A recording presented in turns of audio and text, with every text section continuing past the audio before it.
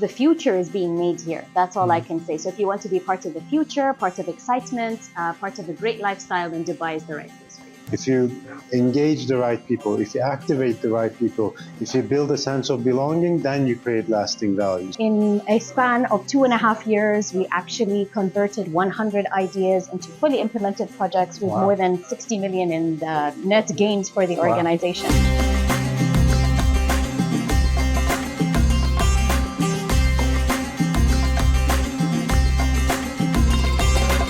In the last episode, we mentioned that we're going to introduce you to a very special person, a hidden gem. And this is what brings us to this iconic place. Before there was Museum of the Future or even Burj Khalifa, the Emirates Towers were the center of everything modern in Dubai. They played a very special role in the past development, but also very, very iconic and important for the future of innovation of Dubai and UAE. And they played a small role also in my personal life. Do you want to know more? Stay tuned. Welcome to Hidden Gems UAE, and happy to have you in this episode.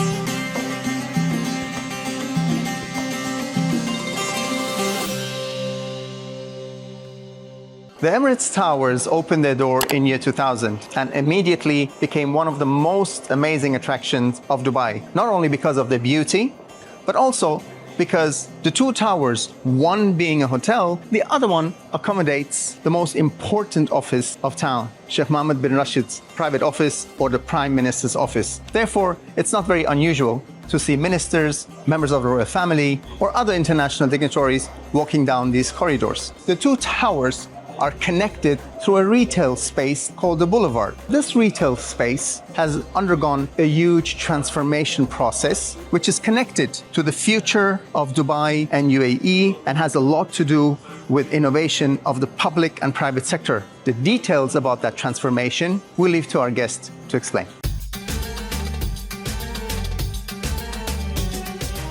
Her name is Tala Al Ansari. She was the head of the communications for entrepreneurship and innovation for EXPO 2020. In fact, she did such an amazing job that her boss recommended her for human-centric program. And very interesting aspect next to so many other things that she's done that we're very curious to hear from that hidden gem. So thank you again for having time, Tala. So your biography is connected to the history of innovation. So my first question is, how has all this developed and how have you developed in the same time? So maybe you can connect the both. Dubai and the UAE overall have had a very interesting journey when it comes to innovation. In the early 1990s, there was first focus more on quality, excellence, ISO, but then the leadership wanted to go beyond incremental innovation and go to more disruptive things. And blew more ideas and change. And so later on in the early 2000s, a lot of government entities started setting up idea management programs where basically ideas would flourish in different entities. And I did a benchmark study around the different government and semi-government entities who have done these programs and driven very high profits and ROIs and great projects for the government and the Emirates. And then set up an innovation scheme in our oil and gas company that I worked in called ENOC. In a span of 2.5 years, we actually converted 100 ideas into fully implemented projects with more than 60 million in net gains for the organization. But I would say what was even more exciting than the financials was the culture transformation that happened in the organization. Creating a culture where employees can share their ideas, where they can have a lot of engagement and really be part of the change in the country and in this nation as well. And then later on, the UAE government in 2015 actually called that year the Year of Innovation. The entire country and the city of Dubai also specifically had initiatives all across government, semi-government agencies, some even involving citizens to really focus on innovation. And from that time, the leadership then decided from 2016 onwards, every year, that February would be Innovation Month. We wanted to keep innovation on top of our agenda every year. So every February, we have exciting stories that are shared around success, around lessons learned, around innovation, and also a lot of cross-collaboration that happened. Isn't that the same year that actually Dubai won the bid for Expo? Sure. So during that time, the leadership wanted to do something on a global scale, and we heard of Expo, the World Fair. So we placed a bid, and we did win the bid for this Expo. And World Expos are all about bringing countries, nations, NGOs, academia all together in one space to showcase ideas, showcase innovations, and even exchange knowledge and discuss what could be done for the future. This was a great opportunity, not only for Dubai or the UAE, but the entire region. This was the first World Expo that was held in the Middle East and North Africa region. We hosted the world for 6 months, and a lot of things came out of that World Expo, including, I was lucky to be part of the team that was there for more than 6 years to establish this expo and to set up the innovation ecosystem that's there, where I also got to develop the Scale to Dubai program that attracted more than 85 international scale-ups to come here, set up in Dubai, and grow their businesses. So Expo was an absolute successful story, but can you tell us a little bit more about the inclusion component and the role of female talent? The Expo was actually led by an incredible woman in the UAE, Her Excellency Rima Al Hashemi, as a Minister of State and a person who led the entire Expo. The Expo also had more than 50% of the staff that did the projects were women. And we even had a women's pavilion that talked about different stories from women in the region and what they did in terms of whether it was innovations or stories where they drove change regionally, was also featured at the Expo, and the pavilion is still there today to commemorate them. Yes, amazing. I think there were events about women in tech, women, social entrepreneurs, and across the entire society, and not only, I think, like international, but a lot of local initiatives were there also. It was a good balance between local and international. And beyond women, we even had a lot of focus on diversity. So if you look at the UAE, we have 200 nationalities that are present here. The Expo was very inclusive of all nations. A lot of stories were shared, culture was exchanged, and I feel the event really helped bring the world together. About the legacy maybe of Expo 2020, there were different plans and different stories, but it will definitely play a key role in development of Dubai in the future, right? The Expo today has had different transition from the original legacy plan. I'm no longer involved in that legacy plan, but what we've seen in the news is they are planning to still focus on sustainability and to expand their efforts in that space near the new airport in Dubai, which has a lot of expansion plans coming forward. So, and because you outperformed in every level, you were actually chosen as one of the leaders who was part of the program taking place in this establishment here. Tell us a little bit more about that. Sure. That was called the Design Gov program. It was a program that focused on taking leaders from different government and semi-government organizations in the UAE to develop a concept of human centricity and design thinking so that we as government can do our job, which is better serve our citizens, keeping them at the center of everything that we do. That program was an amazing program. It was a paradigm shift for me. And that's where we decided to even look at the legacy of the Expo and make it more human-centric after that program, actually. And that's the program that was partially built in terms of capability and training by Atelier, the space we're in right now, actually. What brings you to this amazing space? So after the program that I did with Design Gov, the founders of Atelier actually reached out to me to see if we could work together on different innovation projects and do projects locally. And I was very honored to have that opportunity to work with them because I really believe in their ethos of human centricity and community building. And we're doing some exciting projects with private sector and government across the UAE. Wonderful. I think a lot of initiatives have their root also in this space. So maybe we take a walk and let's you show us a little bit. Yes.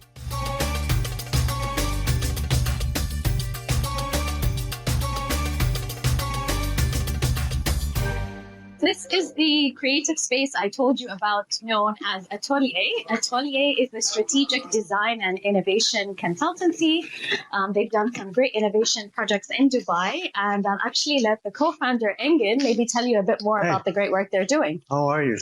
Welcome. So Engin, maybe you could just tell us a bit about the great work Atelier is doing in the innovation space and in strategy when it comes to UAE and the wider region as well. So Atelier, we founded about 11 years ago out of Istanbul, and we built basically an organization around tackling the most impactful leaders of large public and private institutions Our first 5 years, we were actually more in Istanbul. That's where we have grown the organization. But the last 5 years have been actually defined with the hub that we built right here in Dubai, where Dubai Future Foundation is one of our main partners. And we have done a lot of work with the government on multiple projects, programs, and platforms. One remarkable one is where we also met is the Design Go program, which was basically back in 2019 to breed future government leaders with capabilities around design thinking, creative leadership, and systems thinking. That program now we're running again with another cohort of 40 leaders this year, and hopefully more to come. We have also worked on architectural projects such as the Dubai Future Accelerator upstairs, designing that so that it becomes the intersection point of startups and government. We have worked on the UAE Pavilion. Maybe some of you have been there back a few years ago, where we imagined the experience, strategy, and design for all the visitors and how to tell the story of the nation in a more inspiring, effective way. And we've also been working on educational platforms for project-based learning, or imagining waterfront districts, imagining new creative hubs. So it's a spread, but nothing would have happened without the way the government works here, which is far more innovative than anywhere else we've seen. And we're honored to be part of the ecosystem.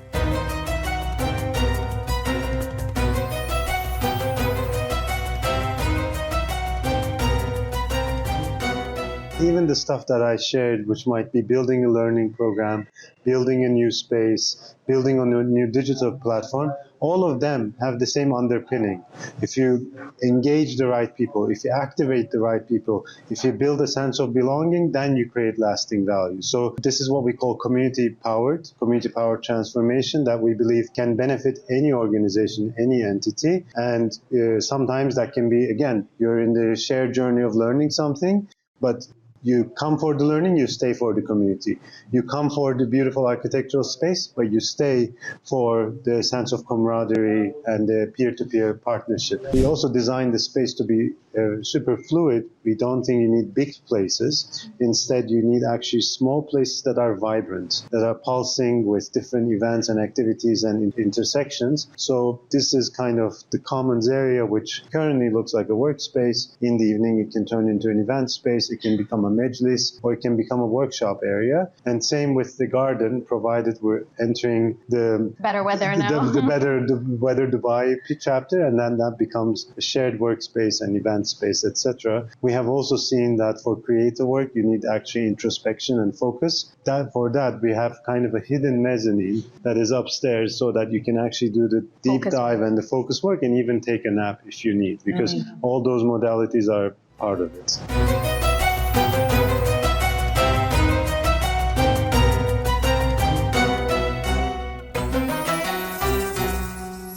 And now that we've shown you the mezzanine floor at the top, where a lot of thinking and brainstorming happens, this is actually the community space. It's a shared space where ideas bounce together and turn into projects. We've got different rooms, obviously, as you can see with the themes right here. What are the special areas that you touch actually with the projects that you're involved? So Atelier does a lot of projects, some that relate to community building, capacity building, so training on human centricity, design thinking, organizing systems. We actually even have a platform that communities can use. There's a lot of projects that we do for government and private that touch on these different aspects. And in the center of it all? In the center of everything we do is community, because the future is community.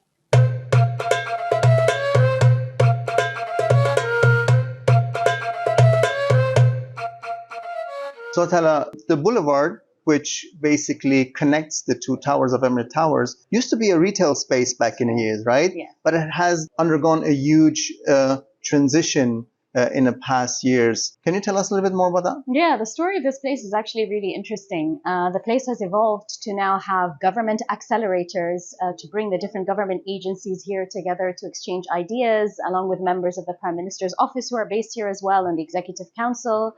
We also have a coders headquarter here where youth come to build their different skills in terms of coding. An AI hub as well actually exists here. And spaces like Atelier as well, which used to be a co-working space. There's also an innovation consultancy to bring this human centricity concept to the projects that we do. There is an organization called Future Foundation. What role does Dubai Future Foundation play in this context? Sure. So Dubai Future Foundation has done quite a few amazing initiatives. They hold a yearly future forum in the Emirates Towers. They actually build skills around future foresight and bring the ecosystem together to really keep Dubai ahead. And it's one of the main contributors to why Dubai is known as the city of the future now. Exactly. They run also programs also for innovation, startups, venture capital, and all these kind of things. They do have an academy that runs future foresight and capacity building around future thinking. And they actually have the Museum of the Future here as well, right next to Emirates Towers, to also exhibit what future is like to everyone who's visiting us from around the world. Great. So as such, actually, can we say Emirates Towers plays today an essential role for the future of Dubai? It definitely does. It's part of this space at the center of our city known as the Future District. So you have the Dubai Future Foundation, DIFC, and Dubai Future Fund, who all collaborate for this ecosystem that supports businesses and startups as well. Talking about talent, maybe, because the future is all about talent. And those organizations in this district that you named, they are actually created and create themselves programs to attract talent and develop talent. So what programs are you involved in attracting talent? I know EXPO 2020 was a key aspect of it. Sure. But can you tell us a little bit more about that? Yeah, so Dubai is known as the leading city when it comes to the MENA region for attracting talent. We have 200 nationalities here and, a lot of youth actually, being a region that's full of youngsters. And so we're always ahead of the game when it comes to building talent pool and a magnet for attracting talent. There are different programs, around capacity building. Exactly. But even also one of the reasons we attract talent is we even attract startups and founders here because we're a space that has sandboxes to test new ideas and new technologies. Dubai is going to be the first city to actually have a flying taxi in 2026. So we're looking forward to that and counting down one more year. The next interview might be in a flying taxi, Tala. Let's wait and see. I know that there is one program that is dear to both of us. This is the Emiratization program. Can you tell us a little bit more about that program? Sure. So Emiratis only make up less than 10% of the working force. And so our leadership are always looking at ways to nurture that talent and to grow future leaders to sustain the growth of this city. Beyond just the government, a lot of private sector entities now are looking at different Emiratization targets and how they can give back to the country by building the youth and giving them opportunities to help them grow their brands here locally with their local specialization and knowledge. Maybe a few words about the 8 basically pillars, ideas that Sheikh Mohammed had set up as a philosophy for future of development of Dubai. So if you just step into Emirates Towers, one of the first things you see is the 8 principles that our leader, His Highness Sheikh Mohammed, had put together, which really focuses on the ethos of economic diversification, talent, and really focusing on the future. Amazing. Why should somebody come to Dubai as the last question? Why should somebody come to Dubai? Dubai has been home to many people who say they're only going to be here for 2 years, but are still here 10 years and 15 years later. It's a place that you can call home. We have 200 nationalities. It's one of the world's safest cities, top 5. Most livable cities. The future is being made here. That's all I can say. So if you want to be part of the future, part of excitement, part of a great lifestyle, then Dubai is the right place for you. So I believe that a future is only successful when a model is built that's sustainable. And you will always have people behind new ideas, new inventions. Building the future is going to happen with people. But that can't happen without a model that's financially sustainable, which is why it's also important to look at the return on investment from innovation, from projects that nations work on to bring these two together and build a sustainable future. Absolutely. Sustainability consists not only from environment, but also economics and social. Yes. And this is the trilogy of sustainable development. 100%.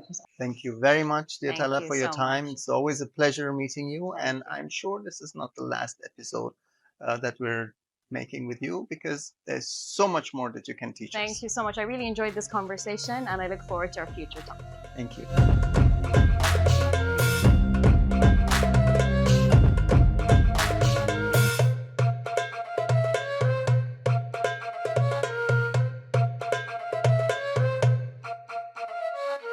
I'm sure all of you would agree that Tala is indeed one of those hidden gems that are creating the future of this beautiful city and of this amazing nation. What we want to show you in the Hidden Gem UAE is that there is a blueprint in the history and in the present and in the future of this city and of this nation that is built on talent that is creating the community and the ecosystems. So if you have some of those talents that we should be talking to, please let us know in the comments. And if you want to know more of those amazing stories, don't forget to subscribe, and we're looking forward to see you in our next episode.